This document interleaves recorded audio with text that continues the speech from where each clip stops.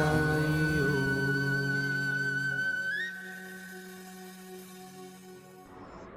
శ్రీ సాయి నాదాయ నమః. శ్రీ సాయి సత్యక్రమం 29వ అధ్యాయము. మద్రాసు భజన సమాజం. తేండూల్కర్ తండ్రి కొడుకులు డాక్టర్ కెప్న హాటే, వామన్ నార్వేకర్ మొదలైన వారి కథలు. ఈ అధ్యాయంలో రుచికరములు ఆశ్చర్యకరములైనవి మరికొన్ని సాయి కథలున్నవి. మద్రాసు భజన సమాజము 1916 సంవత్సరంలో రామదాసి పంథాకు చెందిన మద్రాసు భజన సమాజం ఒకటి ఆశయాత్రకు బయలుదేరింది.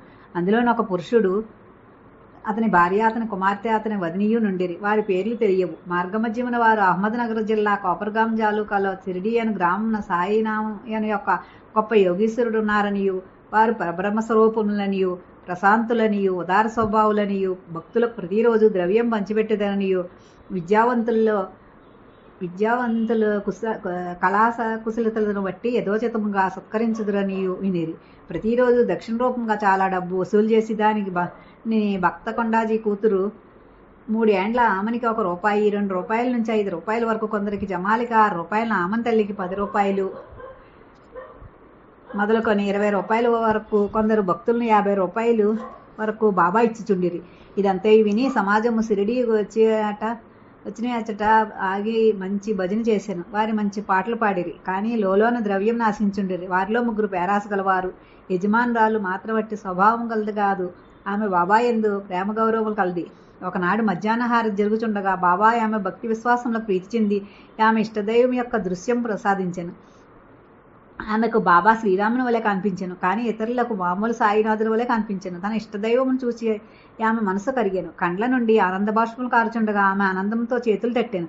ఆమె ఆనంద వైఖరికి తక్కిన వారు ఆశ్చర్యపడిరి, కానీ కారణమేమో తెలుసుకొనలేకుండిరి. జరిగినదంతా ఆమె సాయంకాలం తన భర్తతో చెప్పాను. ఆమె సాయిబాబాలో శ్రీరాముని చూచి తినను. ఆమె అమాయక భక్తురాలొకటి శ్రీరాముని చూచుట ఆమె పడిన భ్రమ అని భర్త అనుకొనెను. అది అంతయు వట్టి చాదస్తమని వెక్కిరించాను. అందరూ సాయిబాబాను చూడగా ఆమె శ్రీరాముని చూచుట అసంభవం అనెను. ఆమె ఆ ఆక్షేపణకు కోపగించలేదు. ఆమెకు శ్రీరామ దర్శనం అప్పుడప్పుడు తన మనసు ప్రశాంతంగా ఉన్నప్పుడు, దురాశలు లేనప్పుడునో లభించునే ఉండెను. ఆశ్చర్యకరమైన దర్శనము ఈ ప్రకారముగా జరుగుతుండగా ఒకనాడు రాత్రి భర్తకు ఒక అద్భుతమైన దృశ్యము ఈ విధముగా కనబడేను. అతడు ఒక పెద్ద పట్టణంలో నుండెను. అక్కడ పోలీసులు అతను బంధించిరి. తాడుతో చేతులు కట్టి ఒక పంజరమును బంధించిరి. పోలీసు వారు తాడు ముడి మరింత బిగించుచుండగా సాయిబాబా పంజరం దగ్గర నేను నిలిచేండుట చూచి విచారముగా అతడు ఇట్లా నేను, నీ కీర్తి విని నీ పాదముల వద్దకు వచ్చి తిని, నీవు స్వయముగా నిచట నిలిచి ఉండగా ఈ ఆపద నాపై పడనేలా? బాబా ఇట్లా నేను, నీవు చేసిన కర్మ ఫలితం నీవే అనుభవించవలను. అతడు ఇట్లా నేను, ఈ జన్మలో నాకు ఇట్టి ఆపద వచ్చుటకు నేనేమి పాపం చేయలేదు. బాబా ఇట్లా నేను, ఈ జన్మంలో కాకుండా గత జన్మంలో ఏమైనా పాపం చేసి ఉండవచ్చు. నాతో ఇట్లా నేను, గత జన్మంలో ఏమైనా పాపం చేసి ఉండొచ్చు. నీ సముఖమున్న దాని నేల నిప్పు ముందర ఎండుగడ్డి వలె దహనం చేయరాదు. బాబా నీ కట్టి విశ్వాసం కలదా అని అడుగు అతడు కలదు అనేను. బాబా అప్పుడు కండ్లు మూయమనేను. అప్పుడు కండ్లు మూసి తెరిచినంతలో ఏదో క్రింద పడిన పెద్ద చప్పుడయ్యాను. పోలీసు వారు రక్తం కారుచూ పడిపోయి ఉండేది. తాను బంధవిముక్తుడై ఉండేను. అతడు మిక్కిలి భయపడి బాబా వైపు చూశాను. బాబా ఇట్లా నేను, ఇప్పుడు నీవు బాగుగా పట్టుబడితివి. ఆఫీసర్లు వచ్చి నేను బంధించెదరు. అప్పుడు అతడు ఇట్లు విన్నవించాను, నీవు తప్ప రక్షించేవారు ఎవరినో లేరు, నన్ను ఎట్లైనా కాపాడము. అప్పుడు బాబా వాడిని కండ్ల మోయమని. వాడు అట్లు చేసి తిరిగి కన్నులు తెరిచినంతలో వాడు పంజరం నుండి విడుదలైనట్లు బాబా ప్రక్కనున్నట్లు కనిపించాను. అతడు బాబా పాదములపై పడాను. బాబా ఇట్లా నేను, ఈ నమస్కారములకి ఇంత ముందటి నమస్కారములకు ఏమైనా భేదం కలదా? బాగా ఆలోచించి చెప్పుము. అతడు ఇట్లా నేను, కావలసినంత భేదం కలదు. మొదటి నమస్కారముల్లో నీ వద్ద పైకం తీసుకుంటూ చేసినవి. ఈ నమస్కారం నేను దేవునిగా భావించి చేసినవి. మరియును నేను కోపంతో నీవు మహమ్మదీయుడు ఉండి హిందువులను పాడు చేయుచుంటూ అని అనుకుంటున్న వాడిని. బాబా నీ మనసులో మహమ్మదీయ దేవతను నమ్మవా అని ప్రశ్నించింప అతడు నమ్మనని నేను. అప్పుడు బాబా నీ ఇంటిలో పంజాలేదా? నీవు మొహరం అప్పుడు పూజ చేయట్లేదా? మరి మీ ఇంటిలో మహమ్మదీయ దేవత కార్బీబీ లేదా? పెండ్లి మొదలగు శుభకార్యంలో కూడా ఆమెను మీరు శాంతింపచేయట్లేదా నేను. అతడు దీనికి అందరికీ ఒప్పుగాను. అప్పుడు బాబా నీకు ఇంకా ఏమి కావాలన్నా అని అడిగాను. అతడు తన గురువు రామదాసును దర్శింపకోరిక కలదని నేను. వెనుకకు తిరిగి చూడమని బాబా నేను. వెనుకకు తిరగగానే అతనికి ఆశ్చర్యం కలిగినట్లు రామదాస్ స్వామి తన ముందర నుండెను. వారి పాదములపై పడగానే రామదాస్ అదృశ్యుడయ్యాను. జిజ్ఞాస కలవాడే అతడు బాబాతో ఇట్లా నేను, మీరు వృద్ధులుగా కనపడుచున్నారు. మీ వయసు మీకు తెలియనా బాబా? నేను ముసలివాడిని అనుకుంటున్నావా? నాతో పరిగెత్తు చూడు. మనసు పరిగెడు మొదలెడాను. అతడు కూడా వెంబడించాను. ఆ ధూళిలో బాబా అదృశ్యుడైన. అతడు నిద్ర నుండి మేల్కొని వెంటనే స్వప్న దర్శనం గురించి తీవ్రంగా ఆలోచించ మొదలెడాను.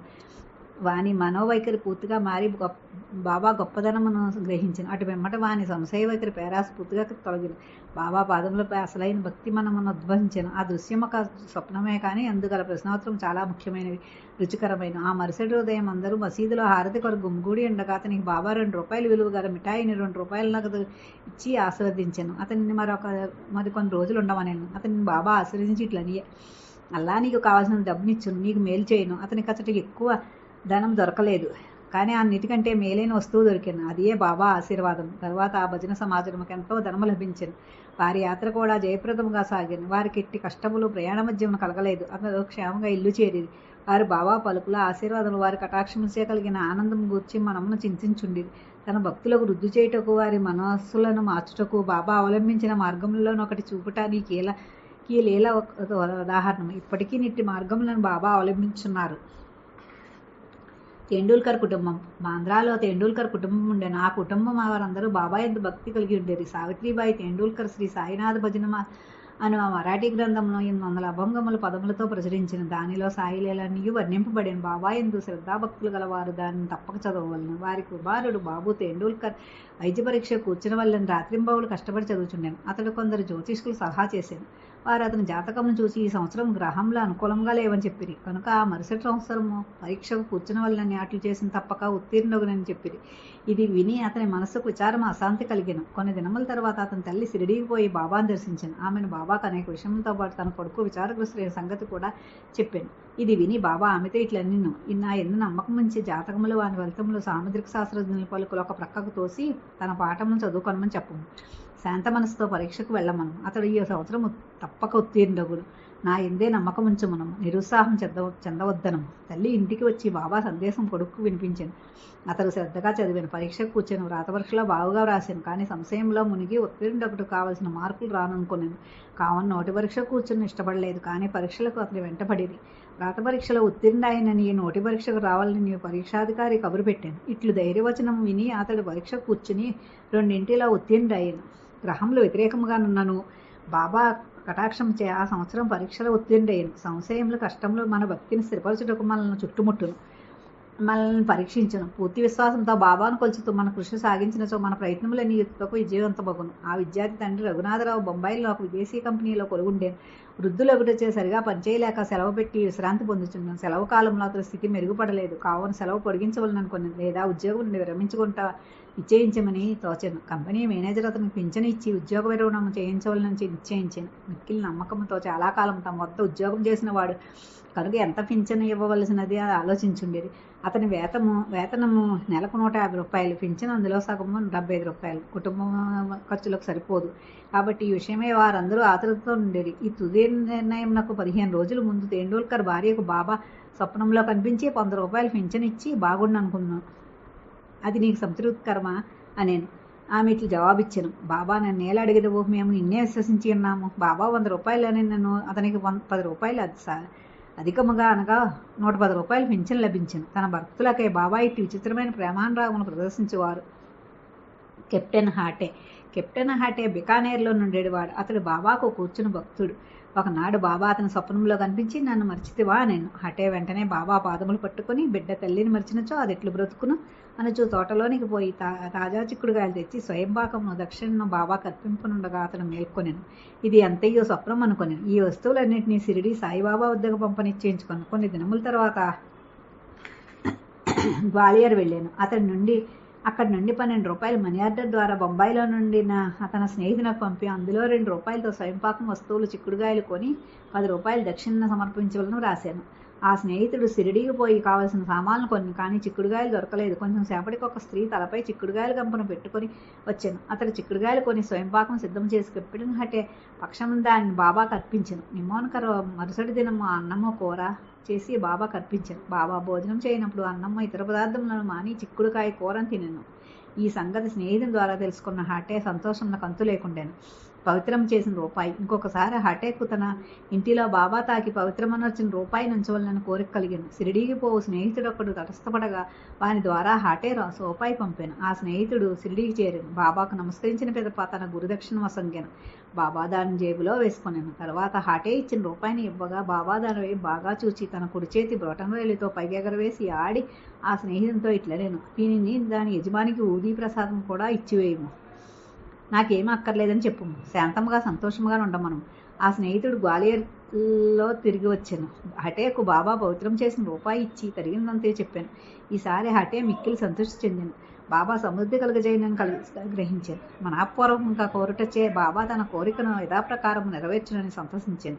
వామన్ నార్వేకర్. చదువర్లు ఇంకొక కథను వినిదురుగాక. వామన్ నార్వేకర్ అన్నతడు బాబాను మిక్కిలి ప్రేమించేవాడు. ఒకనాడు అతడు ₹1 తెచ్చాను. దానికి ఒక ప్రక్క సీతారామ లక్ష్మణులు, ఇంకొక ప్రక్క భక్తాంజనేయుడు కలరు. అతడు దాన్ని బాబాకి ఇచ్చాను. బాబా దాన్ని తాకి పవిత్రమనర్చి ఊదీ ప్రసాదంతో తమకు ఇవ్వవల్లని అతని కోరిక. కానీ బాబా దాన్ని వెంటనే జేబులో వేసుకొని శ్యామ నార్వేకర్ ఉద్దేశం తెలుపుచు దాన్ని తిరిగి ఇచ్చివేయమని బాబాను వేడాను. బాబా ఇట్లనేను, దీని నేలని అతనికి ఇవ్వవలేను, దీనిని మనమే ఎంచుకుందాము. అతడు ₹25 అతనికి ₹25 ఇచ్చినచో తిరిగి వానికి ఇచ్చేదాము. ఆ రూపాయి కొరకు వామనరావు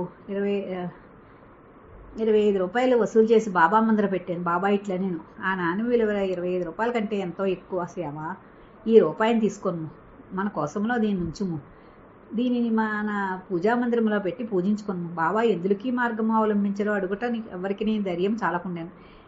ఎవరికి ఏది క్షేమమో బాబాకే తెలియను. శ్రీ సాయి నాథాయ నమః. 29వ అధ్యాయం సంపూర్ణం. సద్గురు శ్రీ సాయి నాథార్పణమస్తు. శుభం భవతు.